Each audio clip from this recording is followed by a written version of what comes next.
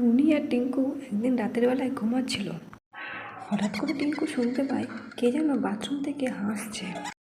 তখন সে বাথরুমের দিকে যায় আর দেখে একটা ডাইনি বাথরুমের এদিক ওদিক ঘোরাফেরা করছে। তখন টিঙ্কু খুব ভয় পেয়ে যায় আর তার মাকে সেসব কথা বলে। তখন টিঙ্কু আর টুনি দুজন মিলে যায় বাথরুমে সে দৃশ্য দেখার জন্য। গিয়ে দেখে ডাইনিটা এদিক ওদিক ঘুরছে।